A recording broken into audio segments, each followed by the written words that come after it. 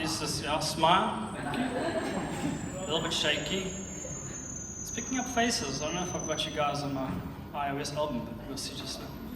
Okay, I thought I'd just take a photo, break the ice a little bit there. So, okay, so as I've started. So, architecturally speaking, Create Durban, Maker DNA is the company that I work for. Supposedly own it as well with a partner, but we tend to work for it more than anything else. These are risk jobs that we've done. Big box company, take note, this started before you guys got going. It's a container mall that we were looking to do in the Point Road precinct with another guy who's also a franchise. I didn't get off the ground, but we are looking for a new client perhaps. Two different sites. The first one was right alongside the harbour. This one's right alongside the pedestrian bridge and a community park that's over there. This road along here leads off to Durban Undersea Club. So we did a big box idea there. This was a community development centre that we did, again at risk. This means zero fees, but a lot of fun. Isibani, as far as I can recall, stands for lamp. Someone can correct me if I'm wrong there. Community centre. This is sort of Valley of 1,000 Hills, the really scenic part of KwaZulu-Natal. It was a conversion of a house and containers. 20 seconds goes really fast. This is us recreating residential adds and alls. When you start an architectural company, you've got big ideas, but you end up getting clients who just want you to redo stuff. We did this in collaboration with an interior designer, Hector and Bailey. I think Jess is actually here in the house somewhere. Not here, but her husband is, even better. We did a recreation there. This is Schaefer House. Also, we did a recreation here, a lot of landscaping, a Marfa House, nice building. We did a lot of gardening for them. And note that door over there in the top right-hand corner. That door is going to feature later, but we reconverted it to this little space down here with a nice timber pergola, a boulder wall, and a new door. This, again, another risk project, i.e. zero fees, was for a skate park in the Florida Road precinct. There's a little bit of a site there just behind Florida Road, across the road from Spiga. This was using precast, culvert kind of architecture, using stormwater drains to recreate a space.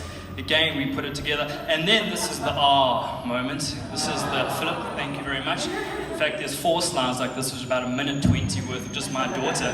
This is Anna Kathleen James, born 13th of September 2016, 3 days before my birthday. And she has absolutely changed everything about the way I think about stuff. This is her here again. You'll notice she's also a ginger. We're bringing it back slowly. We like to call her a little copperhead. Absolute delight, wearing an 80s inspired kitten print jumper there and loving her pram. This is us in one of our breakfast venues around the house. This is kind of obvious, the red on green, complementary colours. Walking around Makaranga, we like, let's put her in there. Let's take a lot of photos. Easy to find later in your photo album, just green, green, green, green, green. There's the pictures of Anna, she's waiting for us to pick her up again. Live, you put me here. And this is my hangover interpretation. Carlos, the glasses, it was completely natural, didn't even plan it. My wife said, you look like the hangover. And Anna obviously enjoys that quite a lot as well. Absolute delight, toothy smile. She's getting some teeth now and we're not going to see that too much longer. But she has changed my thinking and also made me realize my thinking. A lot of what we do as creators and designers starts at home and then from there grows into something else. This is something I do as well, lecturing to bring in some income. But it's actually quite inspiring. This is me teaching some interior design students how to build a brick wall. Cement brick, clay brick, you'll notice there's no brick force in there. We only went 3 courses or 4 courses high, so you don't actually need brick force. Also, it's not really, okay, you do. You should have it every 2nd course technically, but we're just experimenting with that. This is part of lecturing, teaching other people how to be creatives, how to design, but how to understand materials. And it's a journey that I've been on myself personally with the kind of stuff that I try and do. We've also ventured into doing a bit of design build. This wasn't a risk job, thank the Lord. This was actually a commission piece, commission work for, you'll see Jacksonville Coffee is probably the only logo you'll see in this item, but we did the design for this at the Mshlanga Rocks Lifesavers.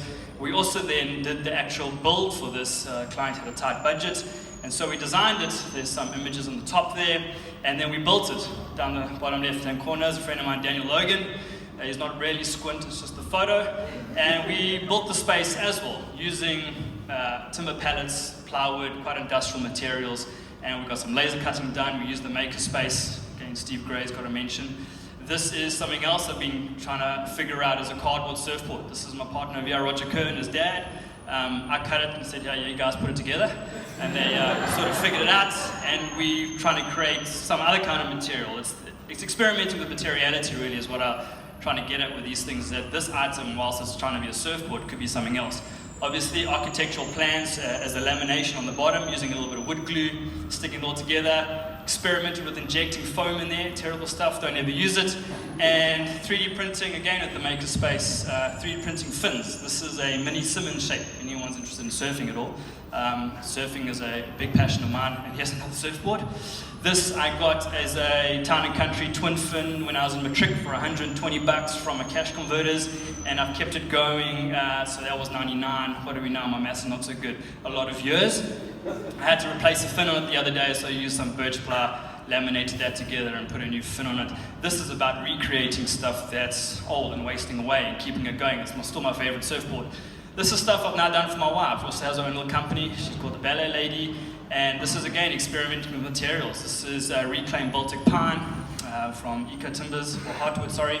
This is just a little two-step piece, a small thing, experimenting with putting it together, all the way to that door that you saw in the beginning, a Schaefer house, oak door, reclaimed and turned into a counter for my wife with some laser cutting, the Ballet Lady, and that little item on the left-hand side is plywood again. This is just me creating at home. I feel that a lot of the design aspects or design stuff we do starts small, and from there, that experimentation gives us handles on how we can do other stuff. This is the photo slide. If you want to take a photo, this is all the slides in one slide. So you can take one photo, and you've got them all there, obviously, with my daughter. Have you seen this one? That's Anna Kathleen, and it's my presentation. Thank you very much.